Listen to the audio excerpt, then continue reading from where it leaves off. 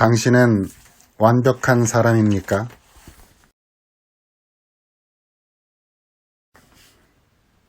당신의 삶은 무결점이며 도덕적으로나 법률적으로나 살면서 단 한 번의 죄도 짓지 않으셨나요?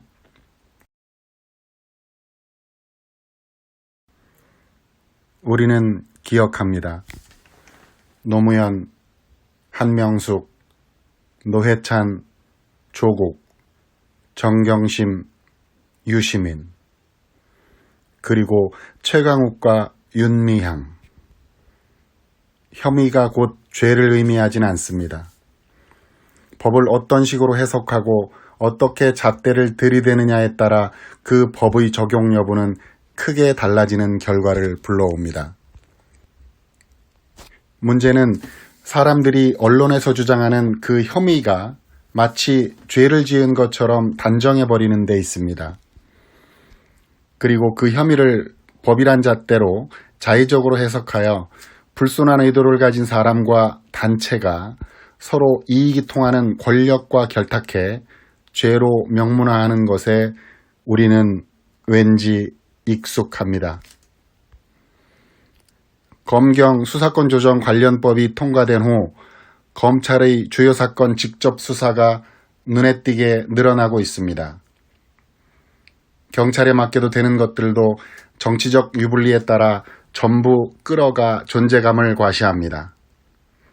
이천 화재건도 그랬습니다.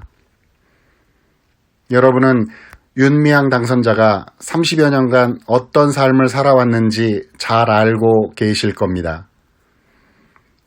성노예로 학대받으신 할머님들을 위해 어떠한 사업을 하고 어떠한 성과를 얻었는지, 그것이 국민들에게 어떠한 반향을 불러일으켰는지 잘 알고 계실 겁니다.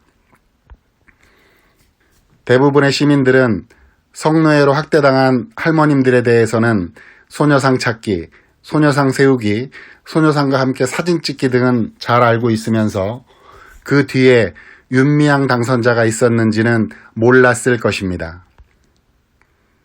결국 우리의 검찰은 정의연을 전격 압수수색했습니다.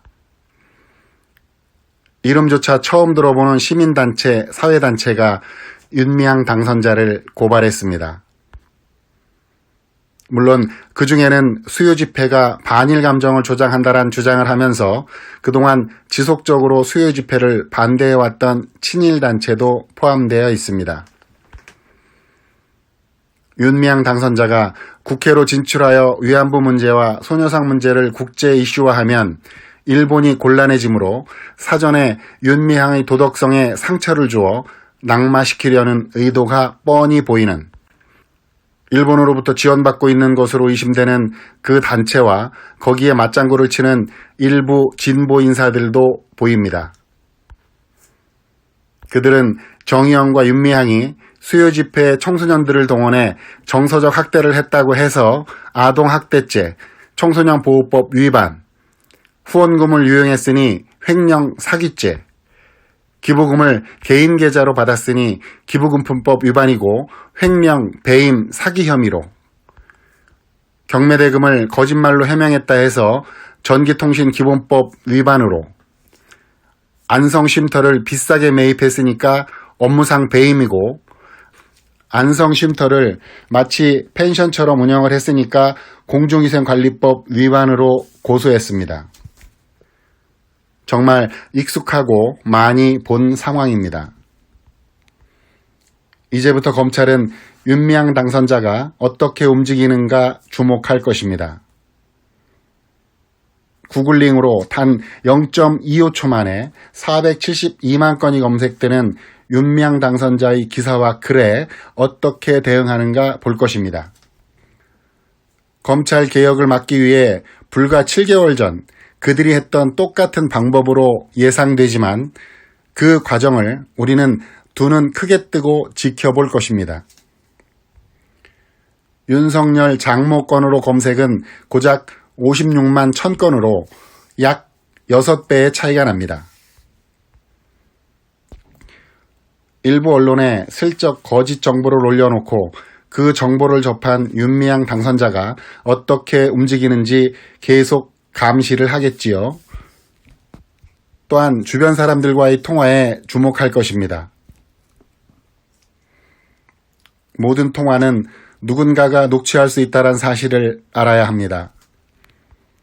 참고인 조사란 과정에서도 의도치 않았던 누군가와의 통화 내용이 검찰에 넘어갈 수도 있으며 그동안 사용해온 각종 블로그, SNS 등의 글과 사진들은 몽땅 빌미와 꼬투리 양념으로 쓰여질 것입니다. 휴대폰, 컴퓨터 등은 말할 것도 없고 일본산 브랜드가 박힌 티셔츠 하나라도 입고 있던 사진이 발견되면 이중 인격자로 순식간에 매도될 것입니다. 그리고 가장 가까운 곳에서 함께 일했던 사람들이 등에서 칼을 꼽는 상황이 연출될 수도 있을지 모릅니다. 그들을 참고인이란 명목으로 불러 조사하면서 자칫 피의자가 될 수도 있다는 소리에 그녀의 동료들은 어쩔 수 없는 상황으로 몰려갈지도 모릅니다. 딸이 미국에서 유학생활을 하면서 절대 받아서는 안 될 것을 받았다면 문제는 더욱 커질 것입니다. 바로 표창장 같은 거 말입니다. 어떠한 단체든 30여 년간 운영을 하다 보면 크고 작은 문제점들이 있을 수 있습니다. 그것은 자체 정화와 도덕적, 행정적 문제로 충분히 해결할 수 있습니다. 검찰이 뒤질 일도 국정조사의 문제도 아닙니다. 정의연이 해명을 바로 하고 시민사회단체가 뜻을 모아 문제점이 뭔지 들여다보고 해결책을 내놓으면 될 일입니다. 하지만 그것을 법이란 잣대로 들이미는 순간 그때부터 문제는 다른 방향으로 가게 되는 것입니다. 행정적 책임이 우선되어야 하는 이유이기도 합니다. 경기도가 5월 13일부터 일본군 성노예 피해 할머니들의 양로시설인 나눔의 집에 대한 특별 점검에 착수, 다수의 법률 미희행 사실을 발견했는데 먼저 증축공사 시 지방계약법을 준수하지 않은 사례라든가 나라장터가 아닌 자체 홈페이지를 통해 입찰한 점, 공고일자를 연월 단위로만 기재해 공고기간 준수 여부를 확인할 수 없었던 점, 면허 미소지 업체를 부적격 처리하지 않은 점, 수의계약이 불가함에도 특정 업체와 수의계약을 다수 체결한 점 등을 발견합니다. 후원금 관리 운영에서도 부적절한 점이 있었습니다.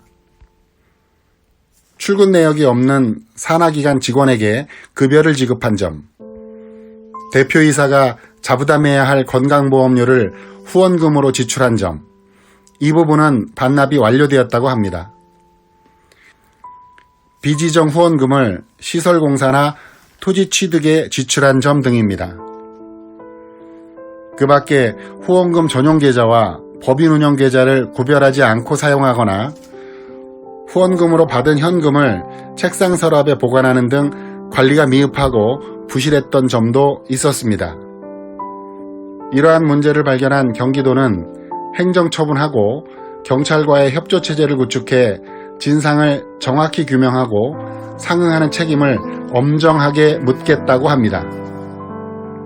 그렇게 법대로 적발하고 공정, 공평하게 처리하면 됩니다. 하지만 책임과 헌신은 다른 부분입니다. 누구도 선뜻 나서지 않을 때 나눔의 집이 피해 할머님들을 위해 선도적인 노력을 해온 점은 충분히 존중되어야 합니다. 이번에 드러난 일부 과오들로 인해 그동안의 노력과 헌신까지 부정되거나 폄훼되지는 말아야 합니다. 그리고 20대 마지막 국회에서 드디어 과거사법이 본회의를 통과하였습니다. 과거사법이 통과됨에 따라 향후 3년 동안 진실 화해를 위한 과거사정리위원회 활동이 재개될 것입니다. 형제복지원 사건을 비롯해 그동안 감추어져 있었던 수많은 인권침해 사건의 실체가 드러나길 희망합니다.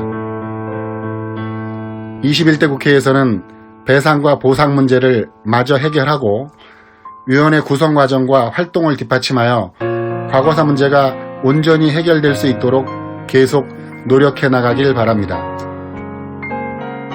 지킬 수 있을 때 지켜주어야 합니다. 꽃이 떨어진 후 아름다움을 그리워하며 눈물 지어봤자 이미 그 꽃은 시들어 그때의 그 꽃이 아닙니다.